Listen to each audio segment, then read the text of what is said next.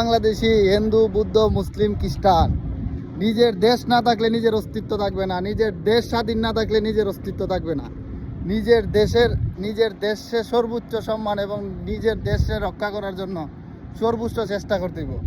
যতই বিন্দেশিরা আপন আপন কথা হোক, যতই জাতির টান টান হোক, কিন্তু কোনোদিন এরা পাশে থাকবে না।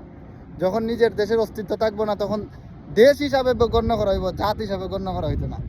যদি জাত হিসাবে গণ্য করা হইতো, আরবের উপরে তো আক্রমণ হইতেছে, সিরিয়া আক্রমণ হইতেছে, ফিলিস্তিন আক্রমণ হইতে, তাহলে সারা দেশের আরবরা গিয়া তাদের পক্ষে কথা হইতো। কিন্তু দেখা যাইতেছে তারা তো তাদের পক্ষে কথা হয় না। এই কারণেই নিজের দেশে সর্বোচ্চ সম্মান এবং সবচেয়ে উপরের স্থানে রাখতে হবে। দেশ থাকবো তে আপনি থাকবেন, দেশ থাকবো আমি থাকবো, দেশ নাই কেউ নাই। যারা একটা পরাধীন জাতি, যাদের কোনো ঠিকানা নাই, তারা জানে যে একটা পরাধীন জাতি কতটা কষ্ট।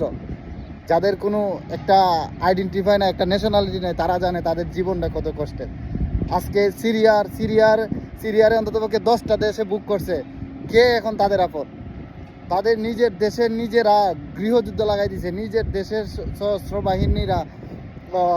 বাহিনীগুলা 10টা গ্রুপ হয়ে গেছে। নিজের দেশের ভিতরে অন্ততপক্ষে 10টা গ্রুপে তারা যুদ্ধ করছে।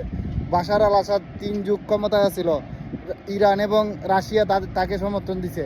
এত কিছু দেখলো, কিন্তু বড় বড় আয়নাগর বানায় যেটার ভিতরে নির্যাতন করছে, এগুলা কি দেখে নাই? না, তাদের স্বার্থের কারণে তাদের ব্যবহার করছে। আমেরিকা ইসরায়েল বিদ্রোহীগুলার সাপোর্ট দিছে, অস্ত্র দিছে নিজে সিরিয়াতে হামলা করার জন্য এবং সিরিয়ার মধ্যে একটা গৃহযুদ্ধ লাগাই রাখার জন্য। কিন্তু দেখা যাইল এখন যে বিদ্রোহীরা দেশ স্বাধীন করলো, এখন তো তাইলে বিদ্রোহীরা ক্ষমতায় আসবে। তাহলে বাশার আল আসাদ তো এখন নাই, তাইলে আমেরিকা ইসরায়েল এখন কেন আবার আক্রমণ করলো? মূল কথা হইছে একটা দেশ স্বাধীনভাবে বেঁচে তা কোনো বিদেশিরা চায় না।